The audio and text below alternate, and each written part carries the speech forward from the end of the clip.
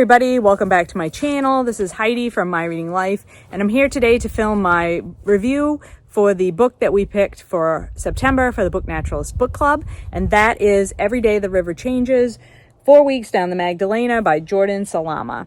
And this book is kind of a mixture of travel writing and nature writing, so it's very interesting and quite a bit different than other things that we've read for the book club in the past.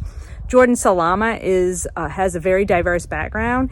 His ancestors came from Argentina, Syria, and they are also of Jewish Iraqi descent. So he has a very mixed background from people who have migrated from all over the world, and he is American. So he ended up, his parents ended up in America, and he grew up in America. He went to Princeton for his undergraduate work, and while he was at Princeton, he became very interested in the nation of Colombia and decided that he wanted to complete a journey down the Magdalena River, which is the main river system in the nation of Colombia. It goes from the Andes Mountains all the way down to the Caribbean Ocean, and it passes through many, many diverse different ecological habitat types while it's doing it. Now, Salama has no background in travel writing. He was an undergraduate when he came up with this idea, but you would not really know that from the very adept writing that this book has. I think he does a really great job for his first effort at writing a book. I think that his writing is very clear, and he does a nice job of both showing his own innocence in attempting this journey and also the wonder of the places that he visits, but not overlooking the problems that those areas have. So I think he does a great job of that. I wish that I could have been so sort of grounded in what I wanted to do when I was the age that this author is. So this book is, as I said, the story of his journey down this 950-mile river system. He split it up into 3 sections, so that the first section talks about, he goes right to the headwaters of the Magdalena up in the Andes Mountains and then travels all the way along the river system. He doesn't always travel on the river system because the river system is at this point impassable in certain places. But he does travel by various different methods of travel, and they are, none of them, I don't think, very comfortable methods of travel. This is a very remote these are very remote places that he's traveling through and very dangerous places. So the Magdalena River is basically was the main travel corridor through the nation of Colombia as colonizers started to find the resources that they wanted to extract from this beautiful place. And as the author says himself several times in the book, Colombia is one of the most diverse places on the planet ecologically. He says that it's the second most diverse place on the planet, and World Wildlife Fund agrees with him. Other sources online that he found put Colombia in 3rd place, but either way, it's one of the most diverse places on Earth. And as such, there were lots of resources that different colonizers wanted to exploit, from minerals to timber to the actual animals that people were killing for food or for their furs or other things. So through the 1800s and into the 1900s, there was a lot of degradation in the river. And the 1800s were really the heyday of this river system, when there were beautiful steamboats that were plying the river system. Wealthy people would come up the river and stay in these fancy hotels.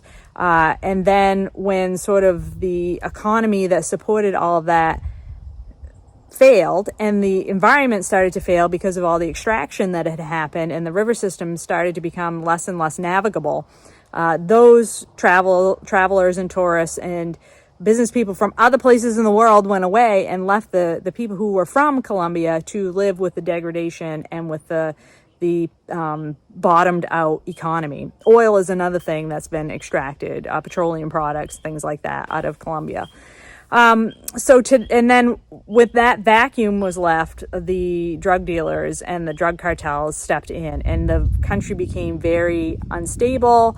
And that's the thing, as Americans, we often hear about Colombia, is how dangerous it is with the cartels being in control in these sort of mob / gangs of rival groups that were fighting for control of the country and fighting to gain a profit over the drug trade. And that really, through the 20th century, was the story in Colombia. Things have gotten better of recent times, and Colombia has become more stable and less of a war ground for these drug cartels. And that's the reason he was able to travel as much as he did in the country as an American who didn't always know the languages of the places that he visited. But he did meet with some very interesting characters. A lot of times in the different villages or places that he visited, he made the point of searching out the oldest members of that community to get their perspective of how things had changed on the river system, and that's very interesting. It was very interesting to me that even in the modern day of today, most of these places, these are at the most, there's motorcycles for transportation, but usually it's foot traffic or canoes that are built by hand, or horse and buggy or horse and cart type situations. Like, these are very remote, very hard to reach places. The people are extremely poor, without hardly any resources to help them survive, and it's just a very, very difficult place to live. And the author really does a great job of showing the ability to survive in such harsh conditions, and the real true nature of people who are just determined to live where they're from and to survive in their native places. I think that's really wonderful, and it's a really great depiction of what happens to a river system when people come in and strip all of the resources out of that system, and then climate change begins to happen, and then the river system, and like that you have depended upon for hundreds of years for your livelihoods and for transportation and navigation, is no longer the same river system that it has always been. Some of the descriptions of the pollution and things like that in the river system were just heartbreaking to read about. But also, there were really interesting stories of, like, there's a whole population of feral hippopotamuses that live in this river system because, one of the main drug leaders of the drug cartels had brought in hippopotamuses to live on his estate. And they, of course, escaped and started breeding because the habitat was perfect for them. So, like, there's this whole large population of very dangerous large mammals living in this river system now.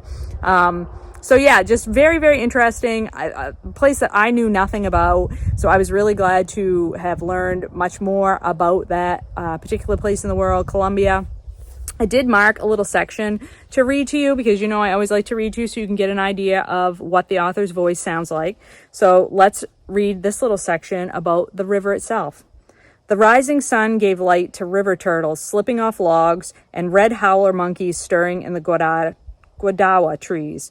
Isabel excitedly pointed out each river turtle, while Salo identified every other species with the confidence and precision of a nature guidebook. Kokoi herons, white-necked birds with gray wings, orange beaks, and blue-ringed eyes took flight from their roosts at the last possible second of our approach, while the great egrets remained steadfast in their perches, following us with side-eyed glances until we were out of sight. Umbrella-like ceiba trees with their enormous trunks towered over the river as we motored past. The tall oil pump jacks, blue and rusted non-animal specimens that stood silently and assertively out of place along the riverbank, were a close second in height as a stark reminder of the oil-rich lands of the Magdalena Medio, some of the most productive in Colombia. So you can see he does a very nice job of describing his surroundings and the setting of this book. I think that this, if you're interested in reading more about Colombia and specifically the Magdalena River, I think this is a great choice for you. Please give this a try. I think it is well worth your time. So that was what we read for the month of August.